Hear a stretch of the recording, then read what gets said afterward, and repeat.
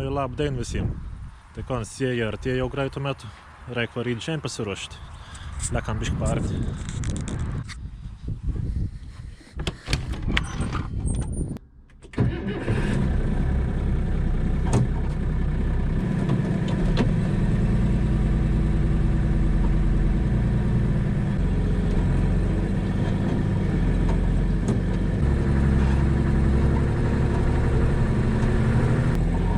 Keliaujam paginėti erimus. Paisa daug nėra, tā kokie 3 hektara. Tad kadangi užėjai lyti be perstoj, koks be perstoj, ten kas sondra tein palin. Tačiau, kadangi dabar reikš tą molį laukus arti, kada užlin nėra šauns pārit. Apylinkės, kiek važiavau, daug par laukus didžiausi pelkis.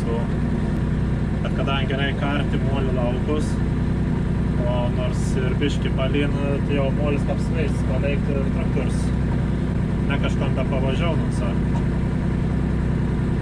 Tai gaudom tik vieną sausą dainą, jei tik pasitaika. Nes kitap su tokiu lyjimu čia ves rudenės mėnes gali tiek daryti. Bet nieko, per kiekvieną metą. Nes su arts pėsam ir pasiets pėsam, tai čia bėdos. Dabar paskutinis keliarius metus ir spalį mėnesį pasėjus, viskas gan gerai. Tai kon jau porą mėnesių praeis, šitą džandyrį turiu nusipirkis. Ir dar kol kas nieko nesupažindinau jų visonu. Tai kon gali papasakoti. Tai toks laiks, kad ūkis jau gana išsikrėti, kad jau su Belarusu gana sunku pradėjo apsipirkčiai. Ypač, kad šį metų vėliks labai smarkiai pradėjo pavedinėti. Kelis įsiveikinti jau remontavau. Hidraulinį sistemą pradėjo nelaikyti.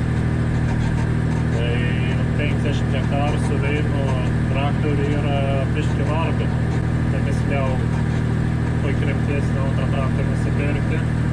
Sakau, palauksiu rudens, kol suprislėsis išmokas už duodus pinigą. Bet netikėtai išlėta šitą gan neblogs variantas, sakyčiau.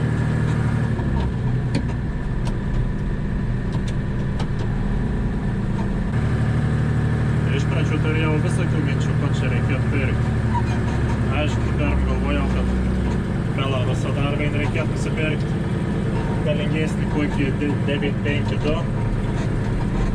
Ar tai 1025.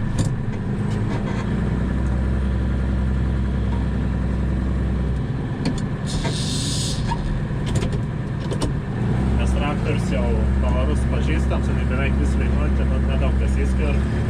Detalis nebrangis pats gali paprastas susiremontuoti, beveik reik servis nekreisti. Bet tik tai, kad tų detalių kokybės ne kažkas skir. O ir ką pradėjau skelbėms virsėtis, visi labai kainą laimė Belarus užlaužė. Normalų be 15 000 eurų nelabai nupirks. Tai ten nors ir bijodams pradėjau žvalgytis į vakariečius. Žiūrėjau ir Keisą, ir Fordą senesnius. Bet kažkaip pasirodė gan sudėtinga man surinkti remontą. Ir kai pradėjau domėtis ganėtinai brangios savo dalis, ypač ant hidraulinės sistemas. Kokį, tarkim, Keisą 5.1.5.0 hidraulinis siurblys, ten apie bus nakos traktoriaus gali kainuoti. Tai kažką pakmečiau tus variantus ir pasilikau prie savo pirktiniaus. Ir nusprendžiau pasirinkti katroniaturų vainikai. Tai kadangi turiu jau 6 metus džandyrį kombainiuką, man sąmonė labai gerai eina. Remonto labai paprastas, dalis taipogi nėra brangis. Tai misliai reikia taisyti, ko nors iš tų pačių metų gamybos traktorių pasireisėti džandyrės. Tai buvo minčių ir 6 seriją žiūrėtis, tarkim kokį 6.6.0, kad ganėtina nėra baisiai didelis senų kainas, apie 18 000. bet dar reikia atminti, jog dar reikės remontuoti, atsidėti mažiausiai 3000. Tai ganėtinai skaudi suma gaunas tokiam nedideliam ūkiu. Tai pradėjau žvalgytis į šitus senesnius čendirukus su ta apvali kabina. Tik vieną kartą auginau nuo jotrų ir kainos sukos apie 12-13 tūkstančių. Ir kažkam netikėtą užmačiau šitą variantą. Nuvažiavau reitą, apžiūrėjau, matėjau, kaip vert variklis, hidraulinė sistema. Tai surizikavau nusipirkti. Šiek tiek nervin, kad duors viskų nuvėlina, nespėjau ražiai nusiskosti ir likiant pagulus šaudų. Tai per tokius dalykus šitą tokį dalyką gaunas, labai nori plūgus kešti. Tai tenk palaipit, spardyti laukon, kad išvalyt verstus. Tai jau prisidar viskių krūvėlių. Ir paskiau bus bišk reikalų, tai reikės išdirbtams. Bet kelias reiks sudiskint pausas ir išdirbs. Kom gali pasakyti, kad nesigalia nusipirks. Tikra patenkins pirkint. Aišku, jau senus yra. 30 su viršų metų man jau. Tai dirbant visi išlengvėjinis gedėjimas. Bet aš nepasakyčiau, kad yra labai pigus, kad jau kad Belarusų teisyčiau. Tarkim, jei šnekant apie dalių kainas, tai pats pirmas pirkėjams, kad tik nupirkavimo buvo tepalsus pasikeisti ir visus kiek radau filtrus pakeisti. Tai tepalą su filtras sukainavo 800 eurų. Tai ir sumėlė.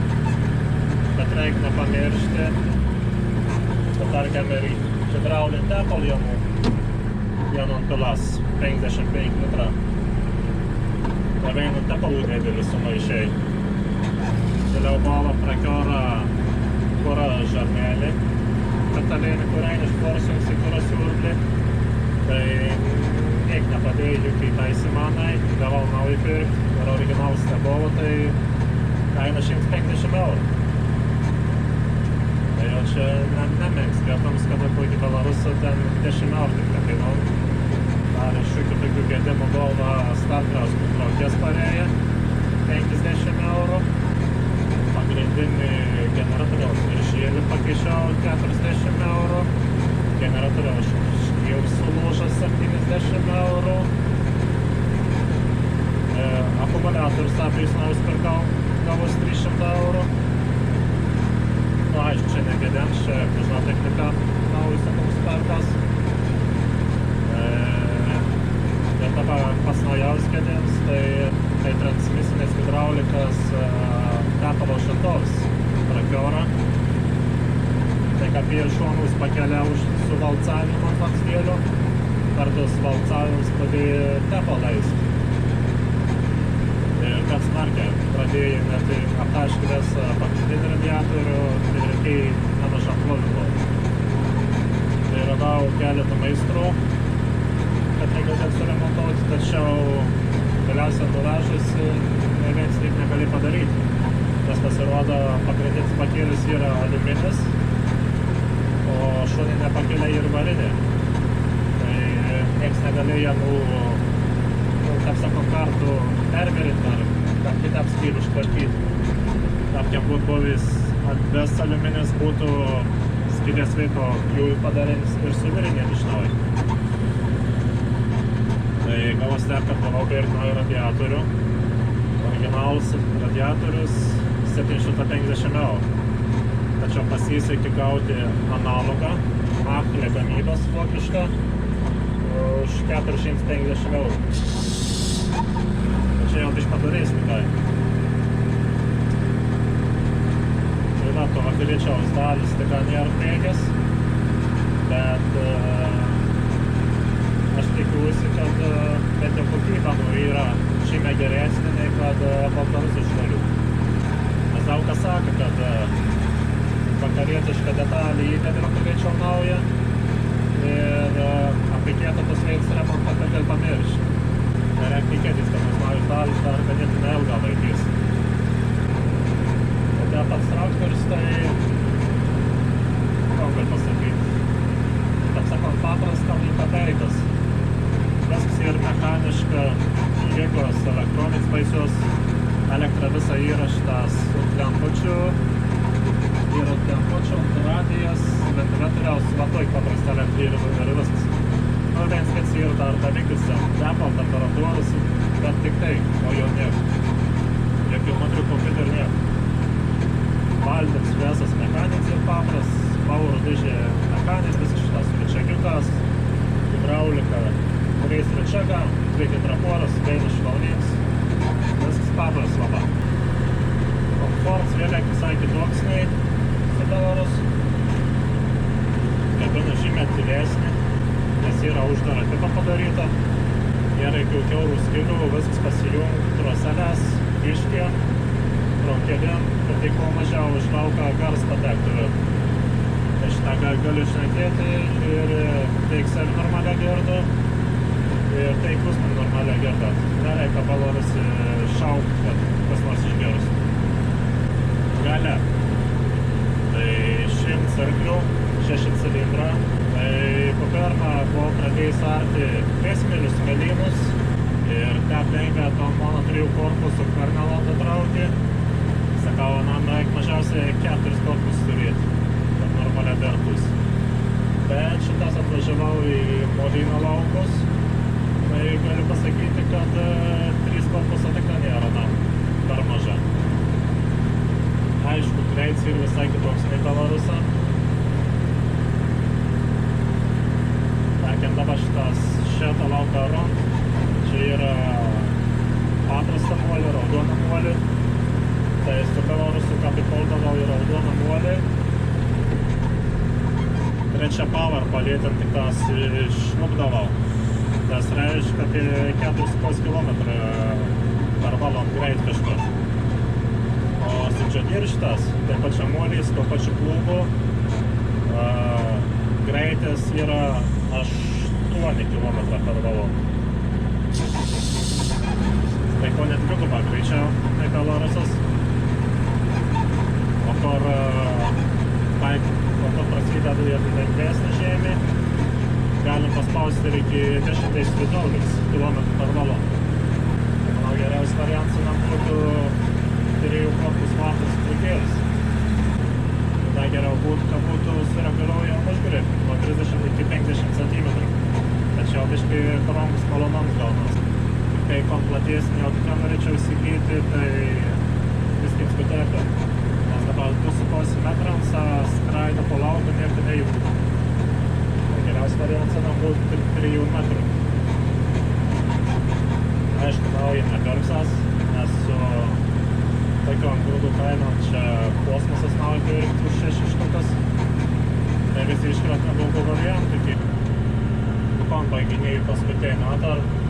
Reikės vizėti į Sundainų, su viskas kitaip susidirbti dervas ir bandyti pasisėti. Manau, kad savaitgalio rodo iki 25 šilumos. Tai molis turėtų pradžiūti ir gan gerą susidirbti.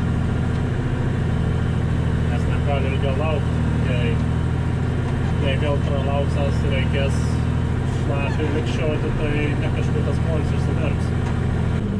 Tai va tiek šitam sykiu pasidalinau įspūdžias apie naująjį traktoriuką. Keičiamsi toliau ant gerais. O mes, manau, susimatysim kitam video, jau kad prasidės jais darbą. Taip pat dėkau, kad žiūrėjot. Susimatysim kitą kartą. Iki.